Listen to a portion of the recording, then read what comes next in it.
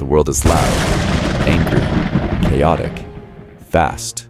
Everyone is reacting. Everyone is offended. Everyone is exhausted. But you don't have to live like that. You don't have to spiral every time something goes wrong. You don't have to raise your voice to prove your point. You don't have to lose sleep over things you can't control. You don't have to fight the storm. You can become the calm within it. That's what the Stoics knew. That's what they trained for. Not to be emotionless, not to be passive. But it shows you that your mind can remain unshaken, even when everything around you is in flames. Imagine two men lose their jobs. One spirals into despair. He says, "I'm a failure. Life is unfair. Nothing good ever lasts." The other says, "This is a test, a challenge, a redirection. Now I have a chance to build something better." Same event, different mind. One suffers needlessly, the other grows. This is not toxic positivity. This is not about pretending things are fine. This is about reframing reality through the lens of reason so that you remain calm, steady, and clear-headed when others break. Marcus Aurelius, the most powerful man in the world at the time, Emperor of Rome, faced betrayal, war, plague, and death. Yet he wrote, "You have power over your mind, not outside events. Realize this, and you will find strength." Your power lies not in rearranging the world, but in rearranging your perspective. Let's bring this into your daily life. Someone cuts you off in traffic. You feel rage surge up, but pause, interpret it again. Maybe he's rushing to the hospital. Maybe he didn't see me. Either way, my peace is not worth this. You lose a relationship. The heartbreak is real, but you choose the frame.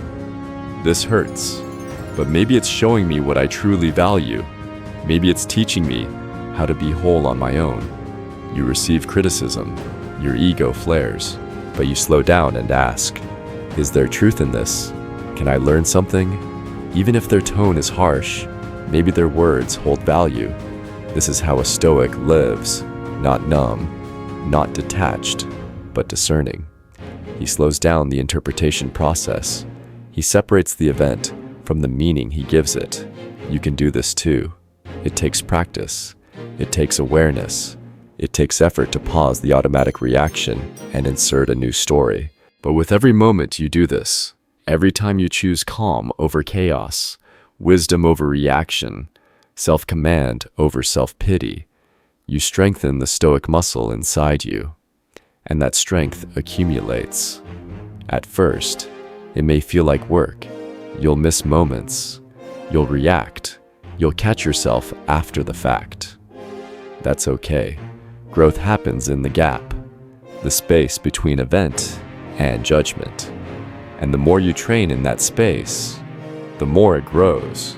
Eventually you'll face what once broke you, and you'll stay centered, not because you're cold, but because you've become unshakable. Let's look at it another way. There are two realms: the external, events, people, outcomes, opinions, weather, the past, the economy; the internal, your thoughts, emotions, choices, values, interpretations. The Stoic knows that trying to control the external is a trap. You'll always be a victim, always at the mercy of the winds. But control the internal, and you become free.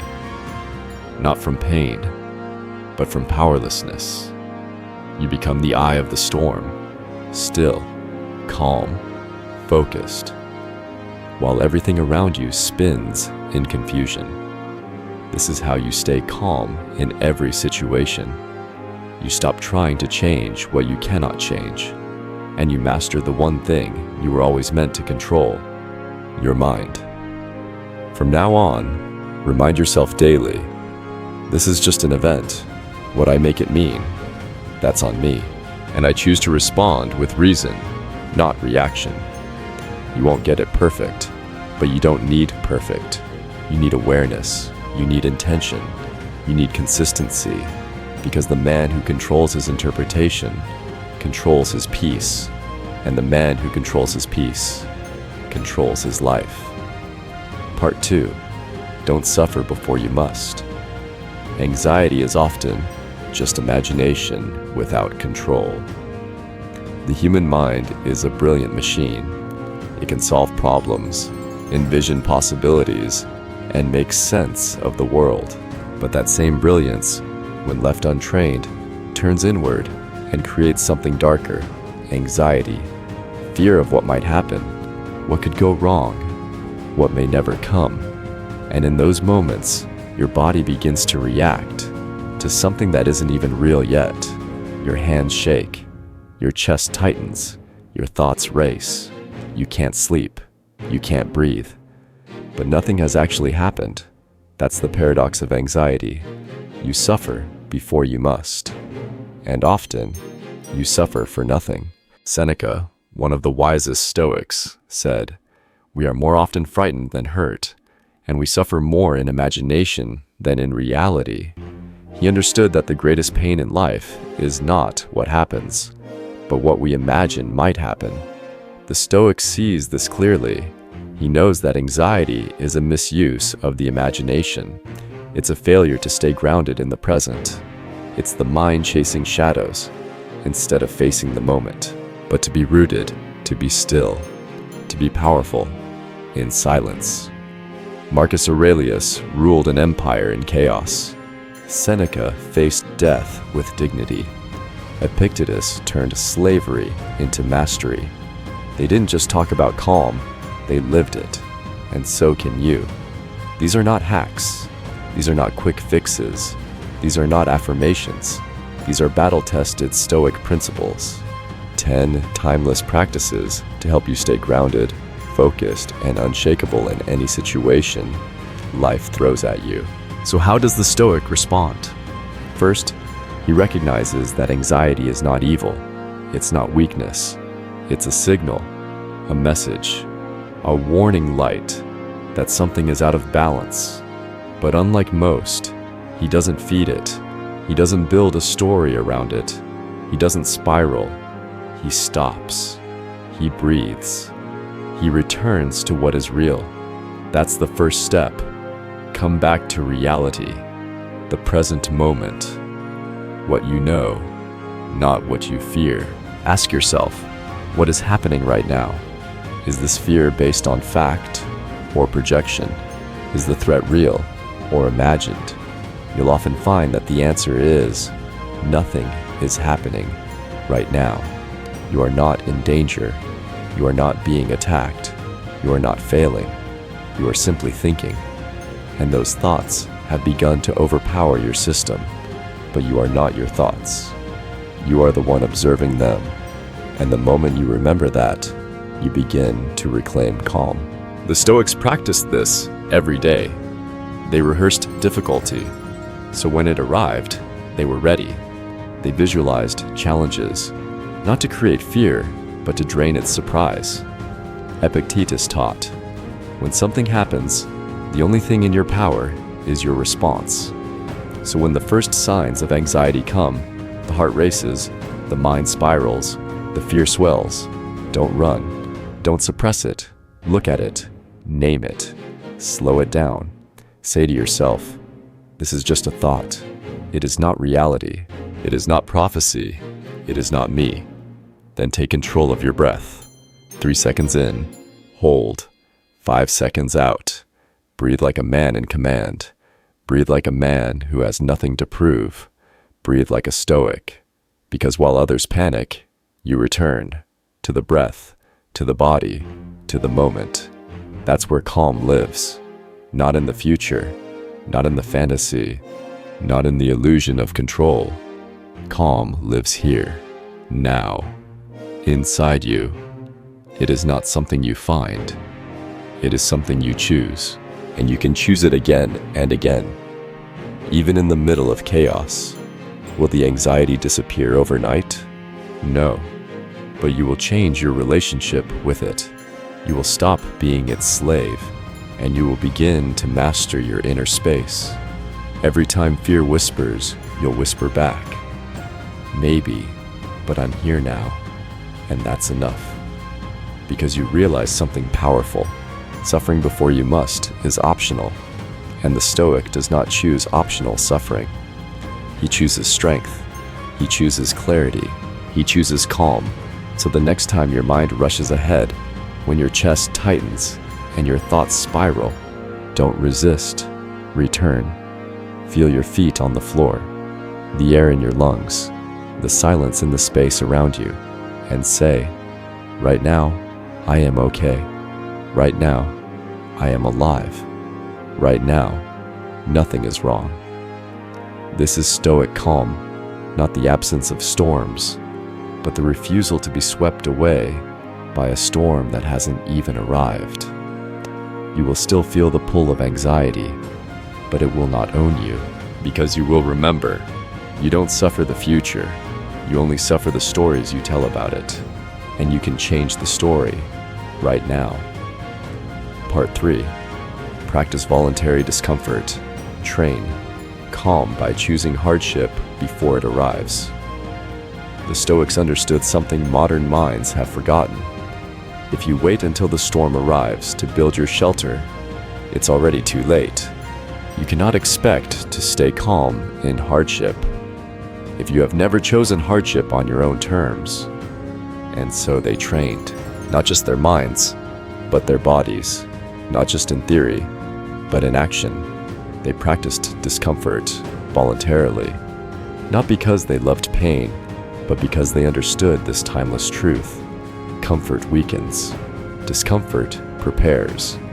Seneca, one of the wealthiest men in Rome, would periodically sleep on the floor. He would eat coarse bread and wear rough clothes. He wasn't being dramatic. He was preparing. He would say, set aside a certain number of days, during which you shall be content with the scantiest and cheapest fare, with coarse and rough dress, saying to yourself the while, is this the condition that I feared? Why? Because he knew that when you willingly enter discomfort, you strip it of its power. You train your nervous system. You teach your mind, I can handle this. This is why a Stoic doesn't only read books. He practices. He embodies philosophy. He doesn't just talk about calm. He rehearses it in pressure. You don't become unshakable by wishing for peace. You become unshakable by walking into fire, a little at a time, until it no longer burns. So how do you practice voluntary discomfort in daily life? You don't need to sleep on stone or starve yourself, but you do need to disrupt your comfort. Take cold showers. Walk instead of drive. Fast once in a while. Train your body without headphones. Wake up early without snoozing. If you've ever felt overwhelmed, triggered, lost, or emotionally drained, this is your training. This is your guide. This is your return to clarity. Let's begin. The storms will come. That's not a maybe. That's a guarantee. You will be tested. People will disappoint you. Plans will fall apart. Emotions will rise. The world will shake. But now, you are no longer unprepared. You've seen the path. You've studied the principles. You've been reminded of what calm truly is. It is not numbness. Speak the truth when silence would be easier. Sit with boredom without escaping into your phone. Each act is small, but together they forge a body and mind that doesn't panic when ease is taken away. Why is this important? Because calm is not something you summon. It is something you train. And the best way to train calm is to enter discomfort with intention. Let's take a modern example. You're stuck in traffic, late for work. Your heart starts pounding. Anger builds. But what if you've already rehearsed calm and discomfort? You've taken walks in the rain without complaint. You've trained through fatigue. You've embraced silence in a noisy world. Then suddenly, this traffic jam is not a crisis. It's just another rep, another test, another chance to flex what you've built in private. You see, life will test you. It will take your plans. It will delay your dreams. It will break your routines. It will disrupt your comfort. And the only way to meet it with stillness is to make sure that stillness has been practiced. Because if you have chosen hardship, then when hardship chooses you, you are already prepared. This is the way of the warrior philosopher, the man who doesn't fear pain because he has shaken hands with it in training, the man who doesn't flinch at chaos because he has trained his breath in storms of his own making. Voluntary discomfort is not suffering. It is sharpening. It is a message to yourself. I do not need everything to be perfect in order to be powerful. So what discomfort can you choose this week? Start small. Be deliberate. Do it not for punishment, but for preparation. And as you do, watch your tolerance rise. Watch your panic shrink. Watch your fear become familiarity. Watch your identity change from fragile to forged, because the man who walks into discomfort by choice will never be destroyed by discomfort when it comes uninvited. Train now, suffer now, sharpen now, so that when life gets hard, you're already harder. Part 4. Focus on what you can control. Let go of the rest. Without losing your peace, there are two kinds of people in every crisis. The first panics. He clings to everything, every rumor, every outcome, every emotion. He tries to control the uncontrollable. He loses sleep, trying to predict the future. He yells at the rain. He curses traffic. He fights reality and loses. The second person stands still. He breathes. He separates what he can control from what he cannot. And then, without noise, without ego, he focuses only on what is his. This is the Stoic. And this is the fourth principle of calm. Focus on what you can control and let go of everything else. It sounds simple. It is. But it is also rare. Because most people waste their energy where it cannot change anything. They argue with the past. They obsess over the opinions of others. They drown in what-ifs. They try to bend the world to their will instead of mastering their own. But the Stoic doesn't do this. He draws a clear line in the sand. On one side, his thoughts, his choices, his breath, his words, his habits, his perspective, his character. On the other side, the weather, the news, other people, the market, the past, random events, death, disease, and delay. And he says to himself, I will not trade my peace for things that are not mine to carry. Epictetus, who had no freedom in his early life, said, some things are in our control and others not. Happiness and freedom begin with a clear understanding of this principle. And there it is, happiness and freedom, born not from having everything, but from knowing what to release. This is not apathy, it's not laziness, it's not denial, it's wisdom. It's seeing the storm and refusing to try to stop the rain, and instead building shelter, sharpening tools, calming the breath. This is the path of the unshakable man. He does not need to control the world. He only needs to control himself, because that is enough. So how do you live this? Start every challenge by asking, what part of this is mine? The delay? Not mine. My response to the delay? Mine. The insult? Not mine. My dignity? Mine. The betrayal? Not mine. My next move? Mine. The traffic jam? Not mine. My breath while I sit in it? Mine. When you identify what is yours, you stop wasting energy. You stop living in reaction. You stop letting the chaos of the world rewrite your inner calm. And when you let go of what isn't yours, You create space. Space to think, to respond, to lead, to live. This is the secret. Not to win every battle, but to stop fighting battles that don't belong to you. Let people gossip. Let storms come. Let life change. You don't need to control those things. You only need to control your presence inside them. It is not retreat. It is not pretending everything is fine. Calm is command. Calm is clarity. Calm is living in alignment with who you truly are, even when everything around you breaks. And that calm is built, not overnight, but through practice, through reflection, through choosing response over reaction, presence over panic, virtue over noise. You now have the tools to breathe when it hurts, to pause when triggered, to let go when you cannot control.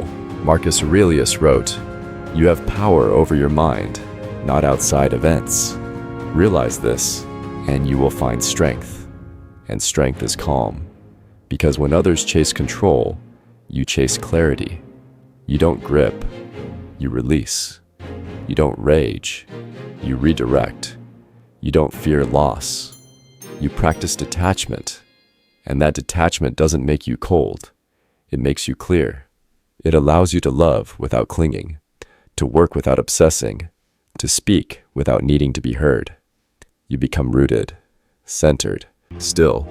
The world may never calm down, but you don't need it to, because you've drawn the line, and you've chosen the side of power, the side of the things that are always yours, your thoughts, your breath, your character, your peace.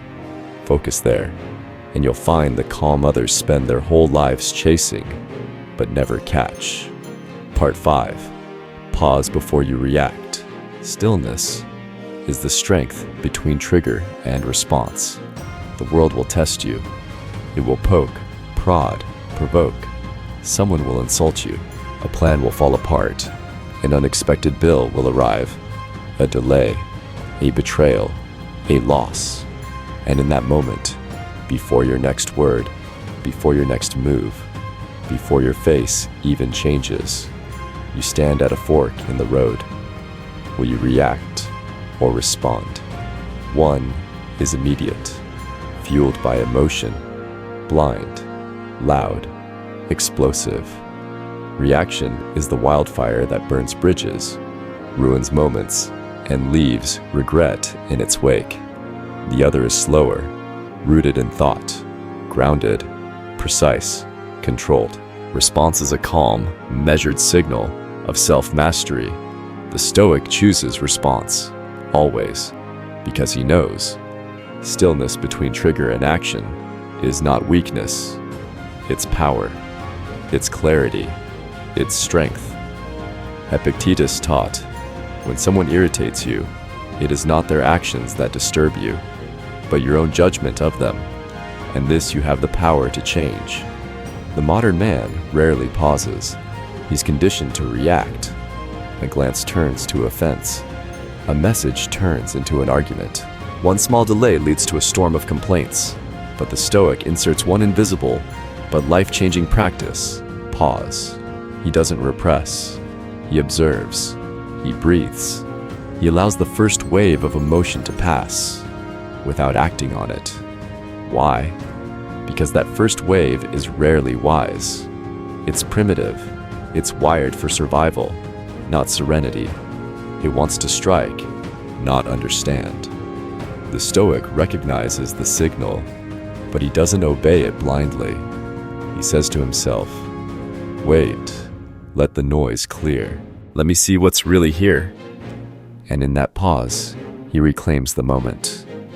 Because once you pause, you unlock your highest self, the self that speaks with reason, not rage, the self that can walk away with dignity, not explode in shame, the self that makes the next decision, not the next mistake.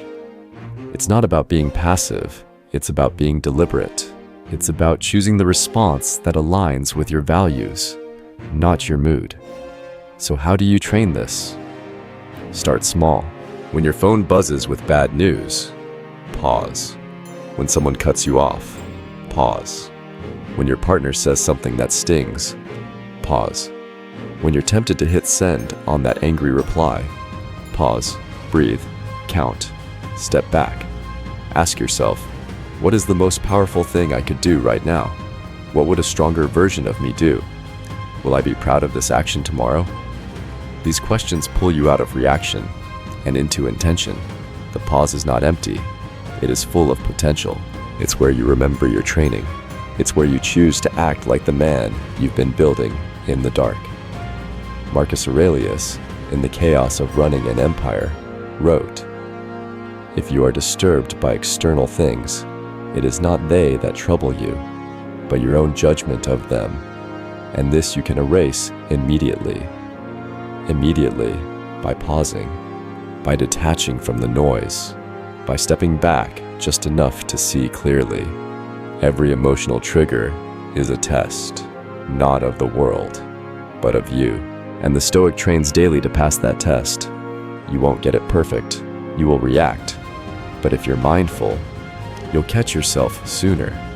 You'll pause longer. You'll breathe deeper. And you'll become calmer. Because the man who pauses, even for a second, does something rare in this world. He proves that he is not ruled by his emotions. He commands them.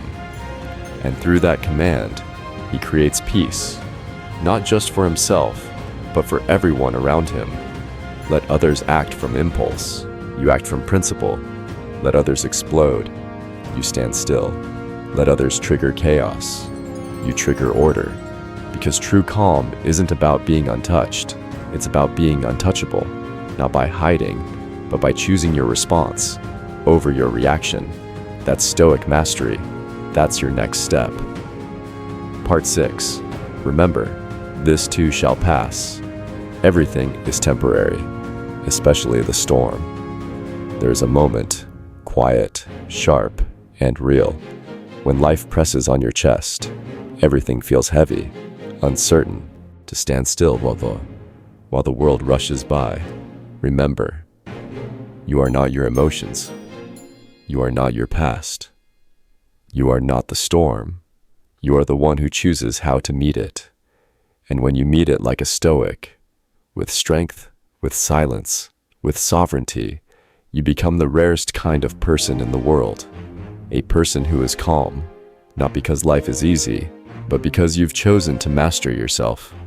And that kind of peace, no one can take it from you, ever. Stay steady. Live by principle. Unfair. The emotions are loud. The fear is thick. And in that moment, your mind lies to you. It says, this will never end. You'll feel like this forever. You're stuck. You're broken.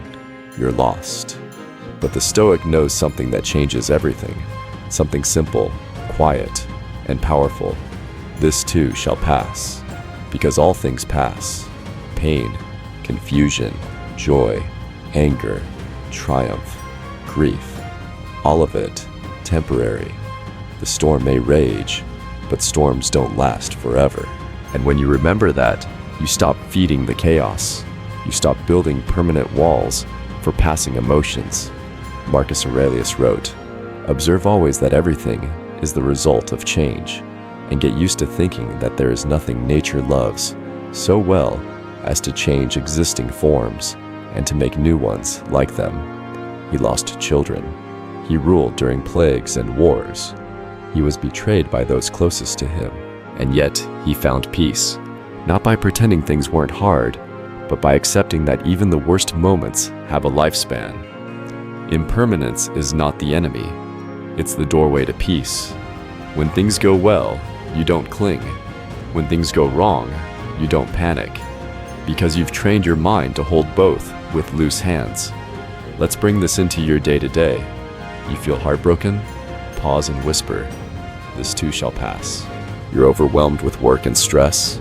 Remind yourself, "This too shall pass." You're full of rage, betrayal, confusion. Anchor into, "This too shall pass." Because your emotions are not facts. They are weather. And your job is not to stop the storm, but to outlast it. The Stoic does not deny pain. He simply refuses to turn pain into prophecy. He doesn't say, "I will feel like this forever." He says, "I am feeling this now, and that's okay, but I know it will move." This isn't optimism, it's observation. Nothing in nature is permanent. Not the night, not the seasons, not the waves, not even mountains. So why believe that your suffering is permanent? The mind, when untrained, sees pain as eternal. But the trained mind, the Stoic mind, steps back, breathes, watches, waits, and in that waiting, you begin to see the emotions soften. The wave breaks, the pressure lifts, and what once felt like forever is just a memory. Here's a practice. When you're overwhelmed, say this to yourself 3 times. Slowly, "This is just a moment. It is not who I am. It will pass." You'll feel your breath return, your vision clear, your grip loosen. You are not the emotion. You are the witness, the observer, the one sitting quietly in the center of the storm. And when the storm passes, as it always does, you will still be there, calm, whole, untouched. That's the power of remembering impermanence. It doesn't make the pain go away, but it stops you from building a home inside it. And this works both ways. When joy comes, love it. When peace is present, treasure it. But don't cling to it either. Because just like pain, joy moves too. The Stoic doesn't fear change. He rides it. He flows with it. He becomes unshakable, not by resisting the river, but by learning to float. Let's end with this. The next time you feel overwhelmed, remember the billions of people who have come before you, who have all walked through heartbreak, loss, fear, uncertainty, and survived. You are not alone. You are not cursed. You are not doomed. You are passing through something. And soon, it will pass through you. Say it again. This too shall pass, because it will. And when it does, you'll still be here, stronger, wiser, calmer, because storms don't last, but Stoics do. Part 7. Rehearse the worst. Prepare your mind for difficulty before it comes. Most people only think about suffering after it arrives. They hope for ease. They pray for comfort.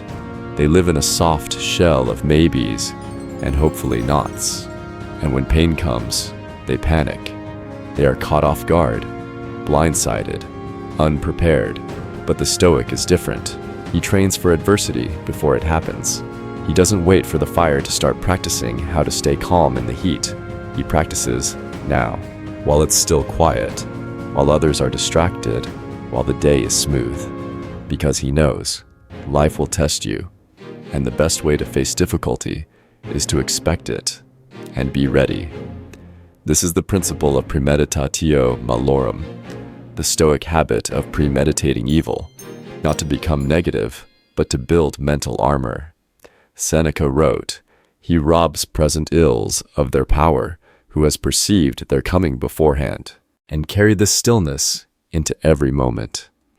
Because now you know, no matter what happens, you know how to stay calm.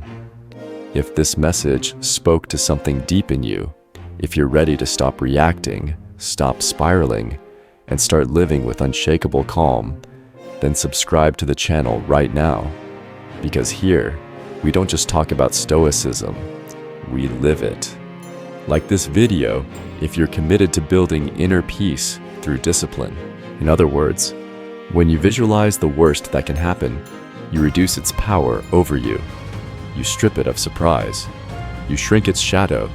You say to yourself, what if I lose this job? What if this person leaves me? What if I get injured? What if I fail publicly? What if I face betrayal, loss, rejection? You don't dwell on it. You don't obsess. You rehearse, not in fear, but in clarity. You imagine the worst, And you say, and I would survive that too. This is not pessimism. This is preparation. Think of a soldier who trains in peace. He rehearses every scenario: ambush, hunger, injury, loss. Not to feel afraid, but to feel equipped. The Stoic trains the same way, because when the heart has walked through hardship in the mind, the body stays calm when it becomes real. How do you practice this? Take 10 minutes a week. Sit in silence. Ask yourself, what is something I deeply fear? What would I do if it happened? What values would I hold on to? How would I rebuild? Who would I become on the other side? Then breathe, feel the fear, and sit with it without running. Because every time you sit with discomfort, even imagined discomfort, you grow stronger. You prove that you don't need to fear what might happen. You need to prepare for it, mentally, emotionally, spiritually.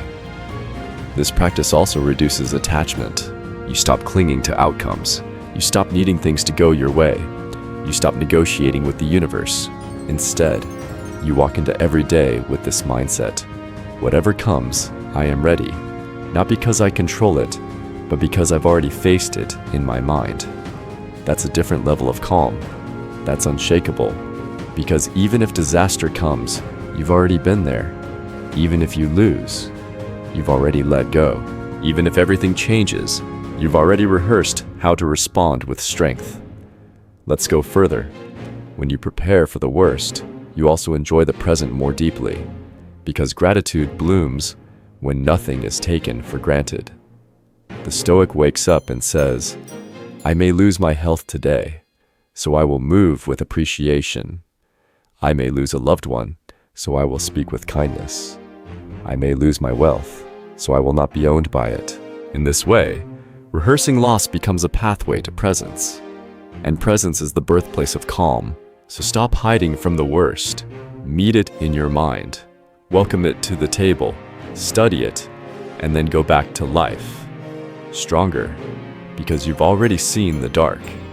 And now, it holds no surprises. This is the Stoic's quiet edge. He walks through life not unfeeling, but unafraid.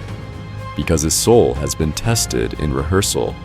So when the real test comes, he does not tremble. He stands. He breathes. He acts.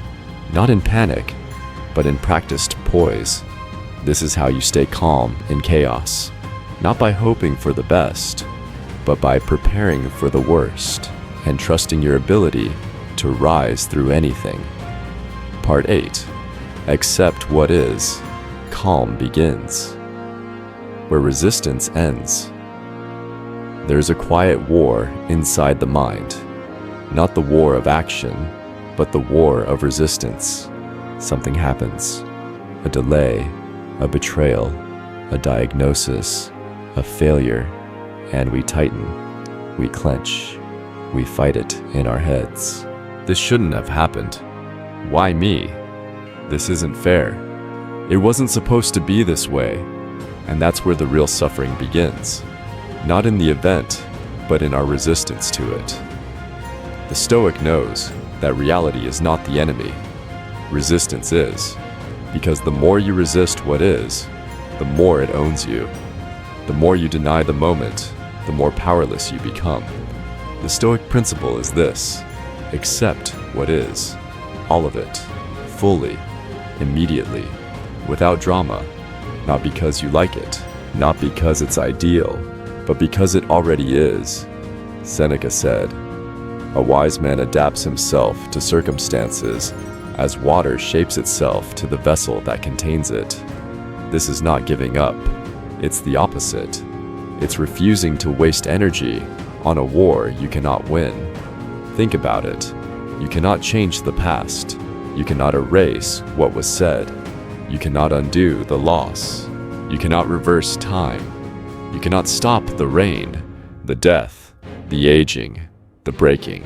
But what you can do is accept it, not as defeat, but as the starting point of peace. Acceptance is not passivity, it is clarity. It is the willingness to face life on life's terms and begin from there. This is why the Stoic is calm, because he wastes no time arguing with the moment. He doesn't say, "This shouldn't have happened." He says, "It has. Now what?" He doesn't get stuck in what he expected. He deals with what is. This mindset changes everything. Let's say you lose a job. Comment below and tell us, which Stoic principle will you start applying today to stay calm when life gets hard? And share this with someone who's drowning in noise and needs a path back to stillness. This isn't just philosophy. It's armor. It's training. It's your way back to clarity in a chaotic world. Breathe, focus, stay calm, and we'll see you in the next one. Part 1. You control how you interpret events, not what happens, but how you see it. Life is unpredictable. The non-Stoic spirals. How could this happen? I deserved better. This is humiliating. The Stoic breathes. He accepts. He says, "The job is gone. That's fact. Now what is in my power? My effort, my attitude, my next step." Let's say someone breaks your trust. The non-Stoic clings. They were supposed to be loyal. This shouldn't be my story. The Stoic grounds himself. They did what they did.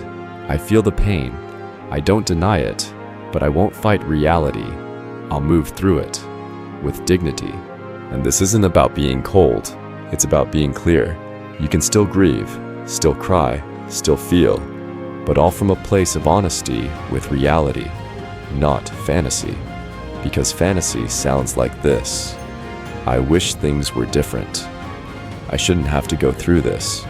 Reality says, you are. So now, what will you do? The moment you stop resisting, you gain back power.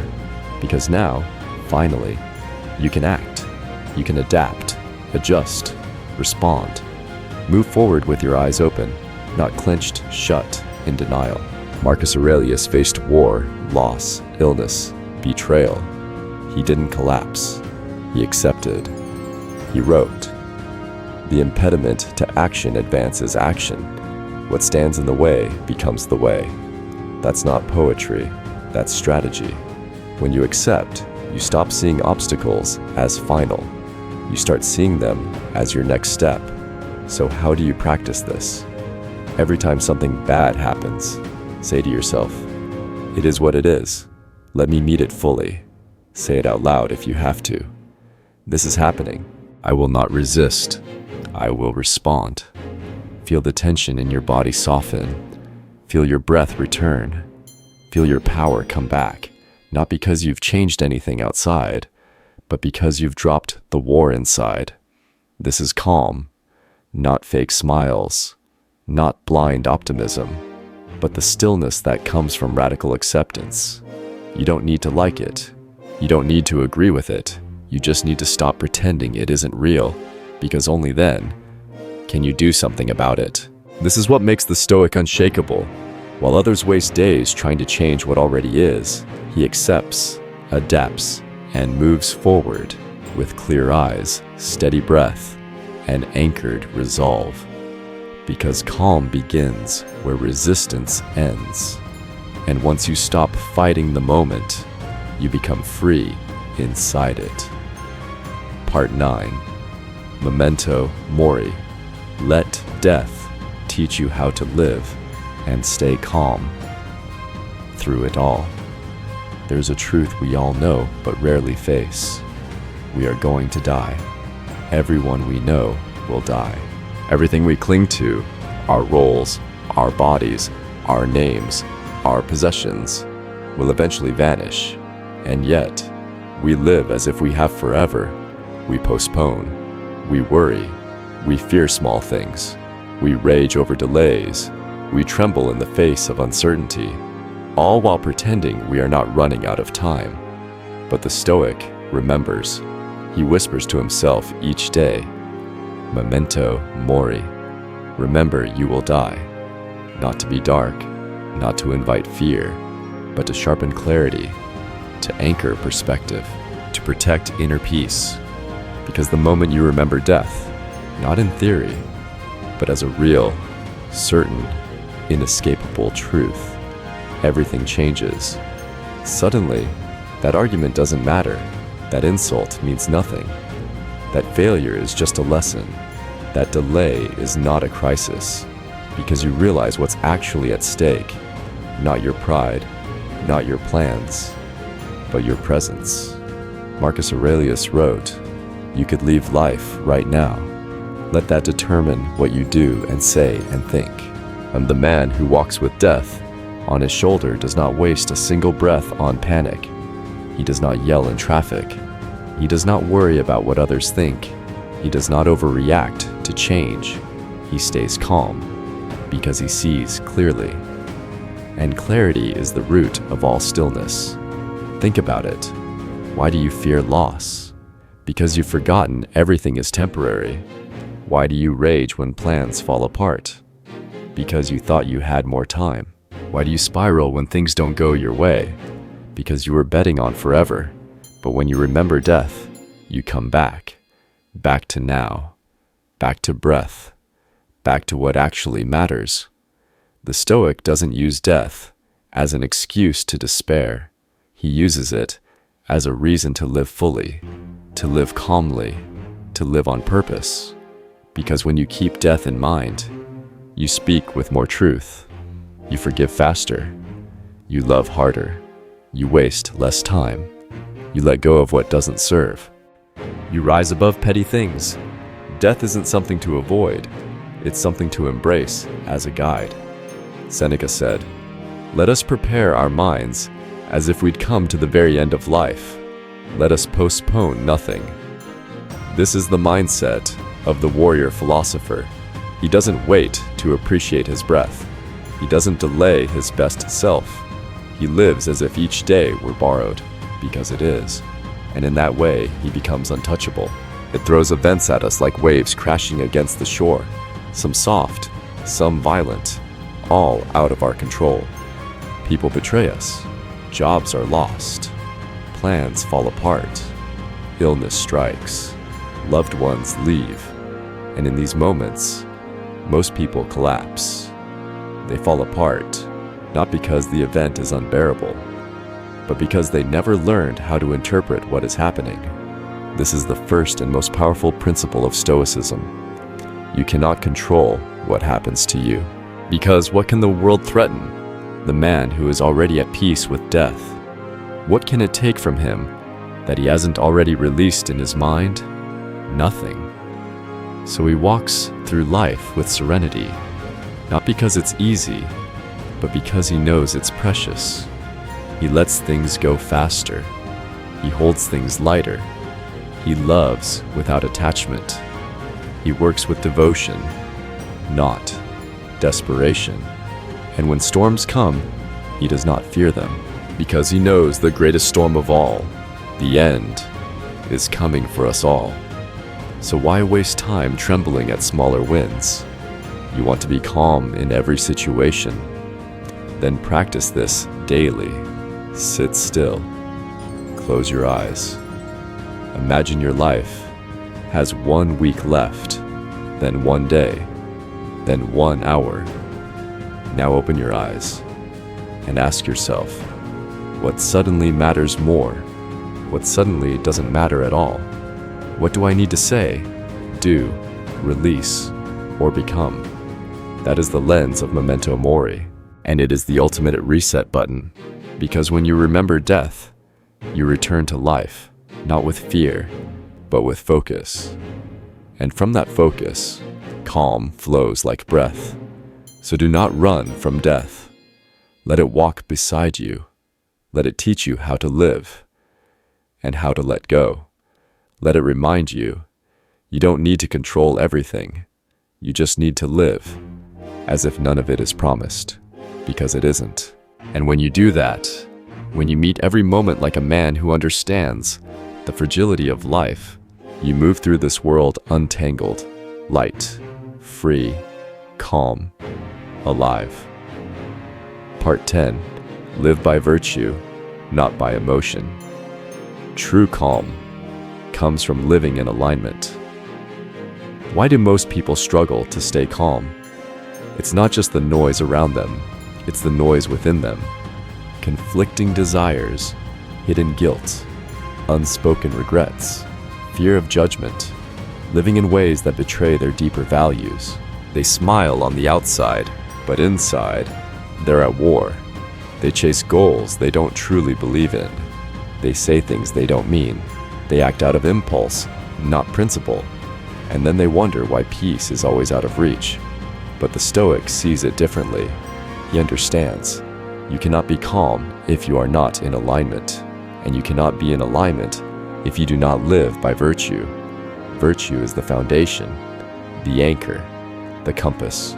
It is the root of all Stoic philosophy, and the end goal of the Stoic life. Not wealth, not fame, not pleasure, not status, but virtue. To live rightly, to live with courage, justice, temperance, and wisdom. To do what's right, even when it's hard, even when no one is watching, even when your emotions scream for something else. This is the final and most important principle of Stoic calm. When you live by virtue, you don't need to fear your reflection. You don't need to run from yourself. You can sit in stillness and be at peace. Marcus Aurelius, a man who could have indulged in any pleasure, wrote, "If it is not right, do not do it. If it is not true, do not say it." This sounds simple, but it is radical in a world ruled by reaction, by emotion, by impulse. Let's be honest, most people live on autopilot. They do what feels good. They say what gets a reaction. They chase what gives them status. They bend their values for applause, but the cost is enormous. Their conscience is cluttered. Their soul is split. Their life feels hollow, even when it looks full. The Stoic refuses to live like this. He doesn't wait for motivation. He doesn't let mood dictate action. He rises each day and asks, what is right? What is wise? What would the best version of me do here? And then he does that, not perfectly, but with intention, with honesty, with discipline, because he knows. When your actions align with your principles, you walk through life lighter. You don't carry secrets. You don't replay lies in your head. You don't shrink when silence arrives. You can face yourself without flinching. That's real calm, not a surface-level smile, not a numbed-out detachment, but the stillness that comes from integrity. Let's go deeper. You don't just act virtuously for others, you do it for your own inner peace. Because when you betray your values, even in private, you become fragmented. You say one thing and do another. You believe in honesty but lie. You believe in patience but explode. You believe in discipline but procrastinate. And every time you do that, you widen the gap between who you are and who you pretend to be. That gap becomes anxiety. That gap becomes shame. That gap becomes the reason you cannot sit still, without distraction, without noise, without stimulation.